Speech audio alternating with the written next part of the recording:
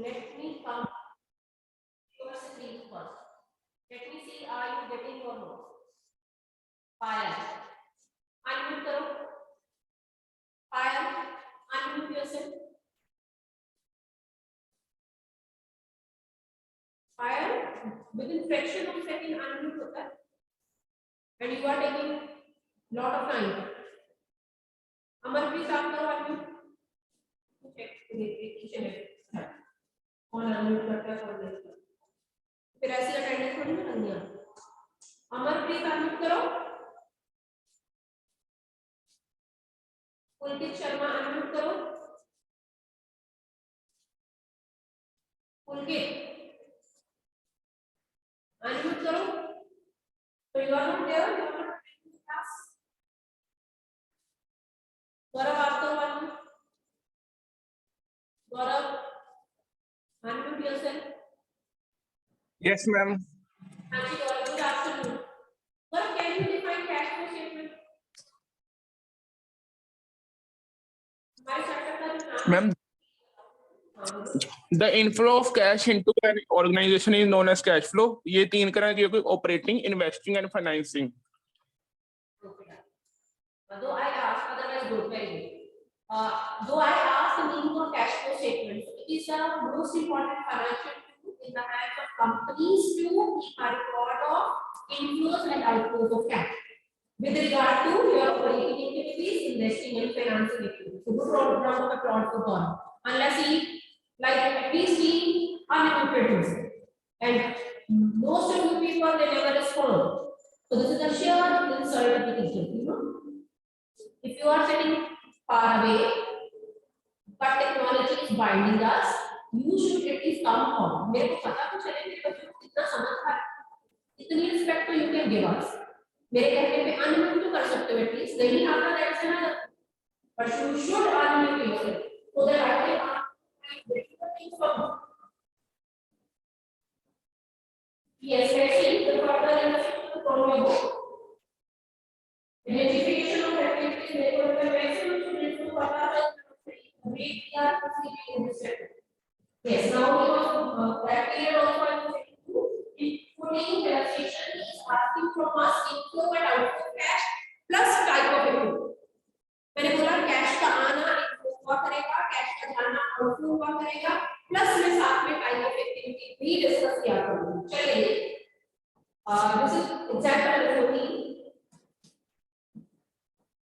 What is it? Sale of fixed asset. इस sales की book वाली जिसे हम कस्टमर के डेप्रिसिएशन की शर्त में क्या करते हैं 50,000 की. मैंने इसे लॉस पे बेचा और 5,000. चलिए मैं जर्नल में हर चीज दिखाती हूं क्या क्या बनना. मैंने लॉस पे बेचा है इसलिए मैंने 45,000 पे बेचा होगा. बुक वैल्यू अगर किसी आइटम की 50,000 को आप 5,000 के लॉस पे बेचो तो it is quite obvious you will be getting 45,000. तो कैश इज कमिंग और bank is coming 45,000 loss on sale of asset is negative. What is going out? Correct what goes out, and this time is minus.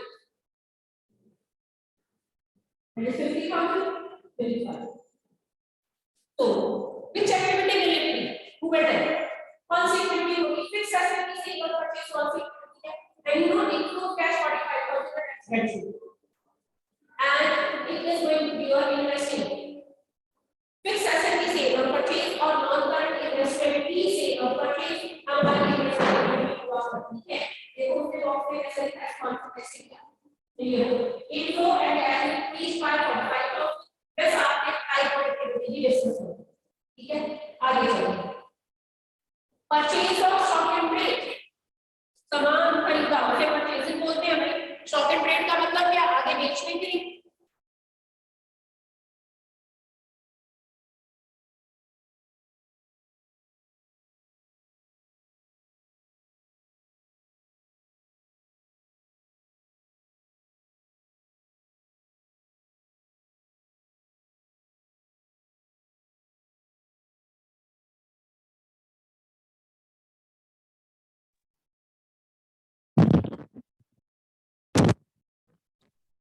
Purchases account 72 cash account, you purchase goods for resale purpose, stock and trade, आपने purchase किया, so once again it is going to be your operating activity और cash का outflow होगा। वो inflow और outflow की बात कर रहा है, मैं साथ में आपको टाइप ऑफ एक्टिविटी भी बता रही हूँ। आगे चलो, purchase of fix asset against issue of shares, will it result any inflow or outflow of cash? Purchase of asset against issue of shares. Hansika, आप करो unmute. Hansika, unmute yourself. Hansika, unmute करो।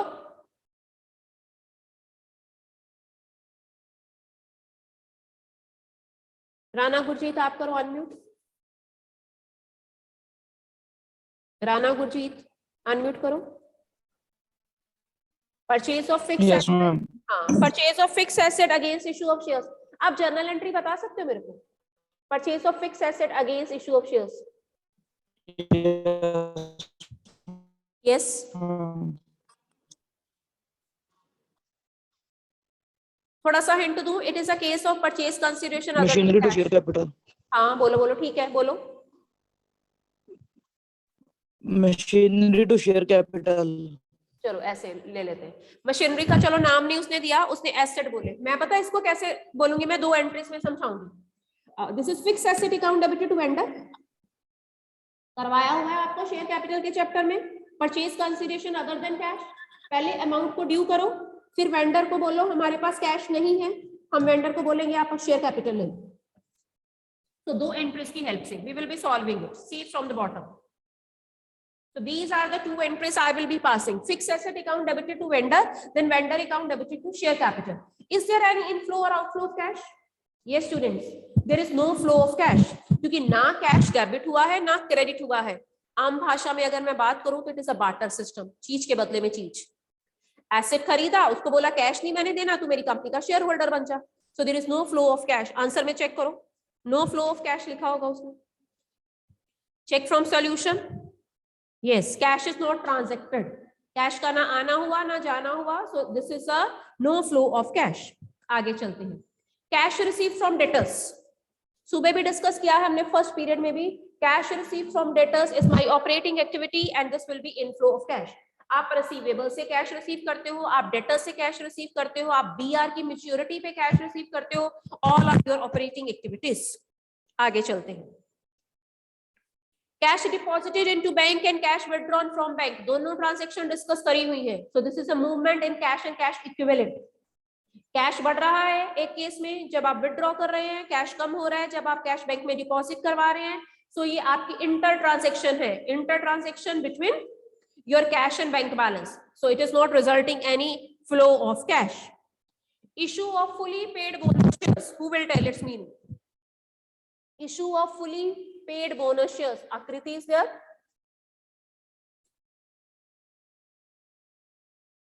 Kanuba, again she left the class. Akriti is there. Akriti, आप बोलो, what do you mean by bonus shares? Issue of fully paid bonus shares means meaning बोलो, फिर आगे समझ आना है कैश फ्लो है कि नहीं। Yes, speak up. रिजर्व्स पे मनी से हम इशू करते हैं। हाँ, तो आमतौर पे आकृति these are free of cost ना, शेयर यस होल्डर से कोई पैसा नहीं लेते है ना, फ्री में हम अपने पुराने शेयर होल्डर्स को अपना रिजर्व यूज करके उन्हें शेयर्स दे देते हैं। एंट्री क्या होती है सभी लोग देखना, एंट्री होगी इधर statement of P and L, या तो करंट ईयर के प्रॉफिट में से statement of P&L account debited और general reserve account. Entries are not required otherwise, लेकिन आपको समझाने के लिए I am passing the entries. Statement of P&L account debited और general reserve account debited to share capital. So again no flow of cash, ना cash debit हुआ इस entry में ना क्रेडिट हुआ। आपको फालतू पड़ा हुआ आपका प्रॉफिट था, फालतू पड़ा हुआ आपका रिजर्व था, आपने उस रिजर्व को यूज किया और अपनी कंपनी के शेयर्स अपने पुराने शेयर होल्डर्स को फ्री ऑफ कॉस्ट दिए। So in that case it will be your no flow of cash. Done. Book में क्या लिखा है आंसर में देखो, 7th में नो फ्लो ऑफ कैश, बिल्कुल ठीक, because it is capitalisation of profit, you use your profit और your earlier made general reserve. आगे चलते हैं 8th में भी नो फ्लो ऑफ होगा? Because marketable securities are your cash equivalent. He says sale of marketable securities for cash at par means जितने में खरीदी थी उतने में ही बिकी, जो उनकी फेस वैल्यू थी फेस वैल्यू पे ही आपने मार्केटेबल सिक्योरिटी सेल करी. So it is a part of your cash equivalent. That's why it doesn't result in any flow of cash. Yes. Now come to 9th. Declaration of final dividend. वैसे कहने को तो है कि dividend declare किया है. Students एक rule याद रखना, आप जैसे ही कंपनी डिविडेंड डिक्लेयर करती है, it is mandatory on the part of the company that after declaring the dividend within 30 days it is to be paid. तो डिक्लेरेशन के 30 दिन के बाद अगर कंपनी उस डिविडेंड को पे कर देती है तो that will result the outflow of cash and it is going to be your financing activity. पढ़ो जरा इसने क्या लिखा है. कारण देखो, रीजंस वाला बॉक्स बनाया है ना एक column. Declaration of final dividend means shareholders have approved the dividend, declared dividend is paid within 30 days of declaration, और जब ये पे हो जाएगा तो ये आउटफ्लो ऑफ कैश होगा. आगे चलते हैं. Writing of bad debts against provision for doubtful debt means आपके पास प्रोविजन फॉर डाउटफुल डेट था, आपने उसके अगेंस्ट अपने बैड डेट्स को राइट ऑफ कर दिया. मींस आपने एंट्री क्या करी, लेट्स सी, +1 में सिखाई हुई है ये भी एंट्रीज आपको फाइनल अकाउंट्स में. Provision for bad debt account debited to bad debt. This is your entry. Is there any cash debited or credited in this entry? So again, it is no flow of cash. आगे चलते हैं. Declaration of interim dividend. 11th. Declaration of interim dividend. Interim dividend is also to be paid within 30 days of declaration. तो declaration के 30 दिन के बाद means 1 साल के बीच आप उसे पे कर दोगे. बैलेंस शीट बनाने तक आपने उसे पे कर देना है. So it is going to be your outflow. Sale of current investment. Current investment is a part of cash and cash equivalent. तो उसका बढ़ना या कम होना हमारा नो फ्लो होगा. आगे चलते हैं. Increase in bank overdraft. Bank overdraft आपने बैंक से रेज किया, फाइनेंसिंग एक्टिविटी में इनफ्लो होगा. Decrease in cash credit. आपने कैश क्रेडिट बैंक को पे कर दिया, so this will be your outflow. आपने पेमेंट कर दी और कौन सी एक्टिविटी बनेगी, financing, because cash credit and bank overdraft both are the part of your financing activities. Now we are going to start the numerical portion of operating activity. How to solve the operating activities, right? It is always being started with profit earned during the year. लेकिन मैंने profit कौन सा लेना होता है students, net profit before interest and tax and EOI means extra ordinary items. और वो 4 items कौन सी होती हैं, लेट मी टेल यू. आपने पहले प्रॉफिट को एडजस्ट करना होता है इन योर वर्किंग नोट्स. ये मैंने वैसे पहले दिन बताया हुआ है आपको, but even then I am repeating it.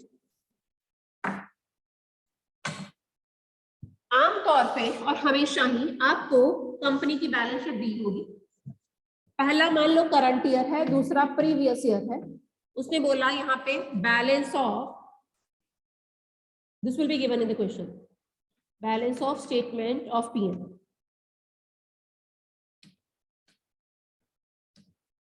This is 170 and last year it was 80,000. पिछले साल का प्रॉफिट 80,000 था, इस साल का बढ़ के 1,70,000 हो गया. आपने करंट में से प्रीवियस माइनस करना है.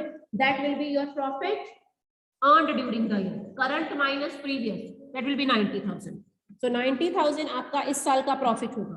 पर मेरे को प्रॉफिट कौन सा चाहिए, before interest and tax.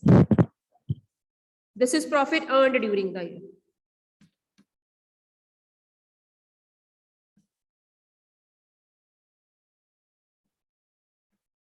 And you know this profit which is being given in the balance sheet, that is after interest and tax.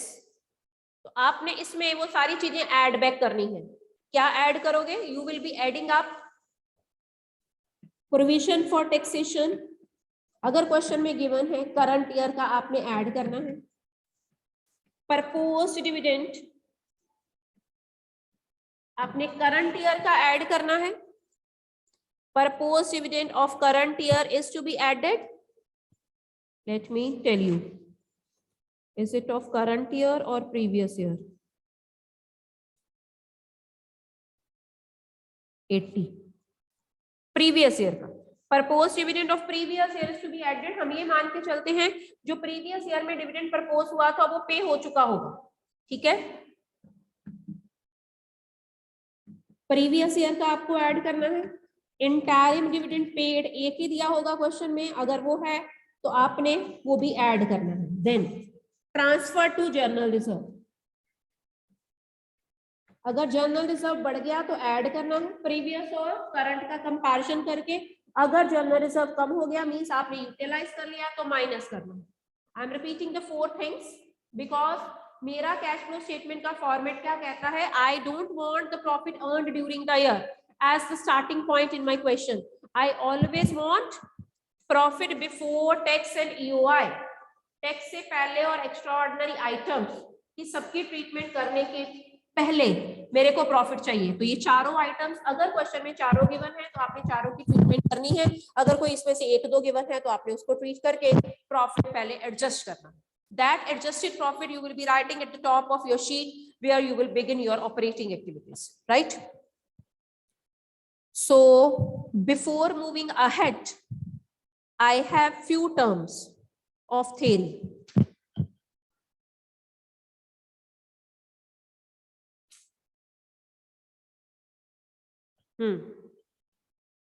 Page number 5.16 पे आ जाइए। In that box he is writing something about proposed dividend. आज से 2-3 साल पहले current year का proposed dividend add होता था और proposed dividend 3 साल पहले कंपनी की बैलेंस शीट में आइटम दी होती थी under the head short term provision on the liability part of the balance sheet. But nowadays और 2 years बैक इसकी ट्रीटमेंट ही चेंज हो गई। प्रपोज डिविडेंड की ट्रीटमेंट अब नई लॉन्च हुई है जिसमें प्रपोज डिविडेंड को हम कंटिंजेंट लायबिलिटी कहते हैं। So proposed dividend in no case is to be shown within the balance sheet. It is always to be given after the presentation of balance sheet as a footnote. So proposed dividend हमेशा आपको balance sheet के बाद ही मिलेगा। Question में अगर proposed dividend वो देता है तो बैलेंस शीट के बाहर उसने दिया होगा he will be writing proposed dividend of current year is this much and previous year is of this much. आपने करंट ईयर के डिविडेंड को हाथ तक नहीं लगाना, आपने प्रीवियस ईयर का डिविडेंड यहाँ पे क्या करना है, एड बैक। और क्यों करना है, बॉक्स में सब कुछ लिखा है, देखो जरा। Proposed dividend also called final dividend. Proposed dividend हम इक्विटी पे भी करते हैं प्रपोज और प्रेफरेंस पे भी करते हैं और इसका मतलब क्या होता है, are paid after being declared by the share holders in AGM means annual general meeting. Annual general meeting में इसको शेयर होल्डर्स अप्रूव करते हैं, ये डिक्लेयर होता है, शेयर होल्डर्स के अप्रूवल के बाद ये पे भी कर दिया जाता है, इसे ही फाइनल डिविडेंड कहते हैं। Annual general meeting is always held after the end of the financial year, साल में एक बार होती है, that is in the next financial year. In the next financial year at the end means financial year कब से start होता है, अप्रैल 1 से स्टार्ट होता है और 31 मार्च को क्या होता है, खत्म होता है। या तो 31 मार्च को आप मीटिंग कर लेते हो या अगले साल की बिगिनिंग में 1 अप्रैल को कर लेते हो। That is in the next financial year. ES4 revise, मैंने बोला ES3 के अकॉर्डिंग हमारा कैश फ्लो स्टेटमेंट बनेगा, बट ES4 रिवाइज में कुछ बोला है उसने, contingencies and events occurring after the balance sheet date prescribes that proposed dividend is not to be provided in the books of accounts but is to be disclosed in the notes to accounts as contingent liability. हमारा ES4 revise है, कहता क्योंकि ये dividend अभी तक पे नहीं हुआ, अभी सिर्फ इसका प्रपोजल है और बैलेंस शीट क्लोज हो गई है, इसलिए ये पे हो भी सकता है नहीं भी हो सकता, इसलिए इसे कंटिंजेंट इवेंट माना जाएगा और बैलेंस शीट के बाहर इसको कंटिंजेंट लायबिलिटी की फॉर्म में लिखा जाएगा। It being payable after declaration by the shareholder because it has not yet been paid, it is still payable, इसलिए इसे बैलेंस शीट के बाहर लिखा जाएगा। ठीक है, so dividend is an appropriation. जब आपने प्रपोज डिविडेंड का पैसा साइड पे रखा था उसे बोलते हैं प्रोविजन, आपने क्रिएट किया था, वो प्रॉफिट में से क्रिएट किया था। ठीक है, so it is not a normal activity, इसलिए प्रॉफिट में इसे दोबारा से क्या कर दो, ऐड कर दो, then you will be getting a normal profit. उसने ठीक लिखी है line, dividend is an appropriation of profit and is declared from surplus, that is balance in statement of P&L in the notes to accounts on reserves and surplus in the year it is paid. जिस साल हम लोगों ने इसे पे करना है उस साल आपने इसके लिए पैसा साइड पे रख लिया था, प्रॉफिट का वो पार्ट जो डिविडेंड की फॉर्म में आपने साइड पे रखा था उसे क्या कर देना, ऐड बैक, क्योंकि अभी तक ये पे नहीं हुई। राइट, नीचे सारे कारण लिखे हैं why to add these items. पहला डिविडेंड पेड, और डिविडेंड पेड वो कहता है दो तरह का होता है, one is interim dividend and other is proposed dividend. Interim dividend का मतलब क्या है, ध्यान से देखना, इंटरिम डिविडेंड का मीनिंग अलग से वो पूछ सकता है वाइवा में examiner. It is declared by the board and transferred to separate bank account within 5 days of being declared. जिस दिन आपने डिक्लेयर किया उस दिन से लेके 5 दिन के बीच बीच आपने जितना डिक्लेयर किया है डिविडेंड वो बैंक के एक सेपरेट अकाउंट में ट्रांसफर कर देना। ठीक है, अभी शेयर होल्डर्स के पास नहीं गया, आपने इसका पैसा साइड पे जमा करके रख लिया। It should be paid with in 30 days of it being declared, 1 महीने के बीच बीच इसे पे भी कर देना है। It is added to determine net profit before tax and extraordinary item because it is a financing activity and payment thereof is to be shown as outflow under financing activity। क्योंकि ये एक ऐसा डिविडेंड है जो आप पे तो कर रहे हो लेकिन ये ऑपरेटिंग एक्टिविटी का पार्ट नहीं है, it is a non operating activity, इसलिए आपने इसे एड बैक कर देना है और फाइनेंसिंग एक्टिविटी में जाके इसे आउटफ्लो दिखाना है। जबकि ये डिविडेंड की पेमेंट जब आपने स्टेटमेंट ऑफ P&L बनाया आपने फाइनेंस कॉस्ट के अंडर एक्सपेंसेस में इसे रेवेन्यू में से माइनस कर दिया, but now you need to add back because it is not an operating activity.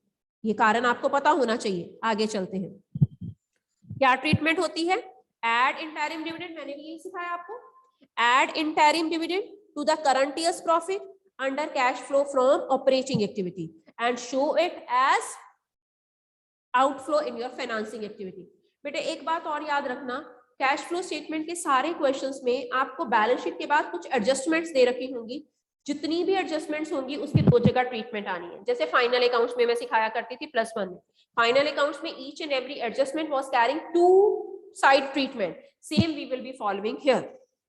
What is the meaning of proposed और final dividend in the current year? पिछले साल का जो प्रपोज है वो करंट ईयर में आप पे करोगे, ठीक है, और प्रपोज डिविडेंड की पेमेंट भी आपकी क्या है, फाइनेंसिंग एक्टिविटी है, इसलिए आपने फाइनेंसिंग एक्टिविटी में ऐसे आउटफ्लो दिखाना है। It is not your regular activity, so that's why you will be adding back it to your profit.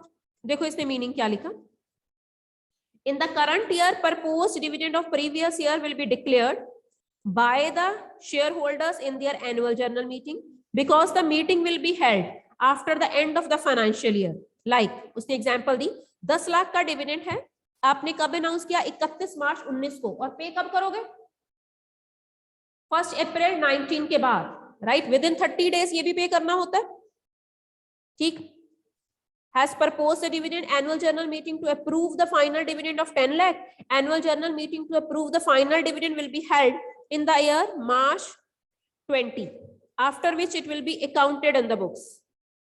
So proposed dividend for the year 19 will be approved by the shareholders and also accounted. अगले साल वो books of accounts में आएगा, क्योंकि अभी तक ये पे नहीं हुआ, it is a contingent liability, इसलिए आप इसे प्रॉफिट में से माइनस करना नहीं बनता था, इसलिए आप इसे प्रॉफिट में क्या कर दो, ऐड बैक कर दो।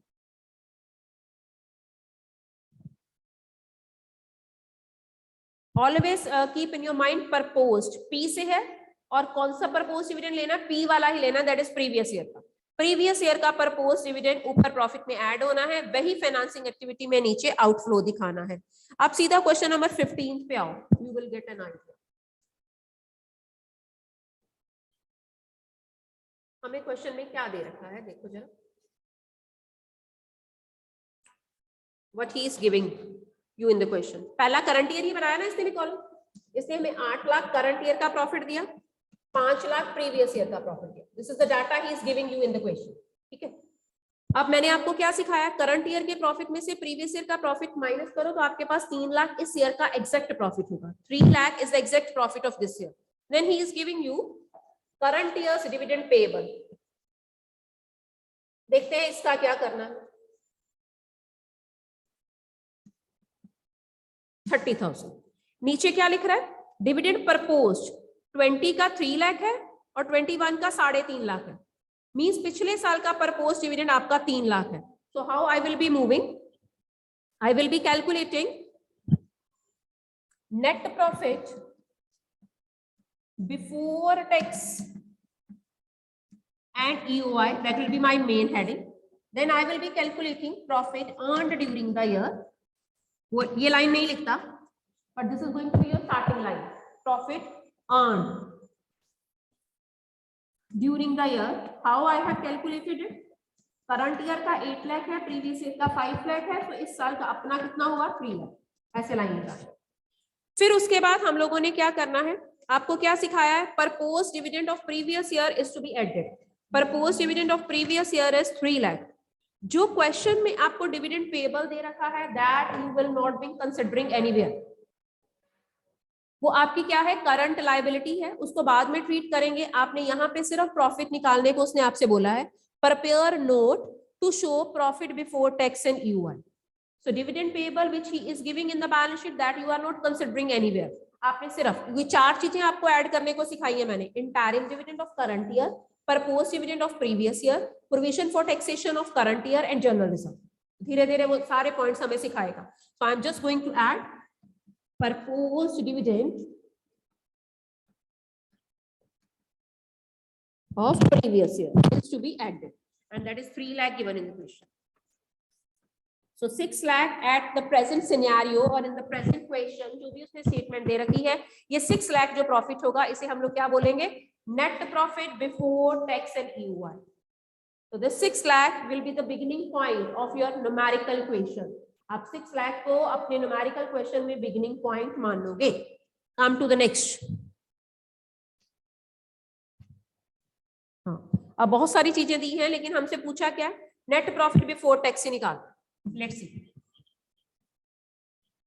Calculation of net profit before tax and EUI. EUI means extra ordinary items. उसके बारे में मैं कल थोड़ा सा ब्रीफ में आपको बताऊंगी, अभी सिर्फ आप टर्म क्रैम करो, EUI एक्स्ट्रा ऑर्डिनरी आइटम्स। हाँ, this is example number 16, calculation of net profit before tax and EUI.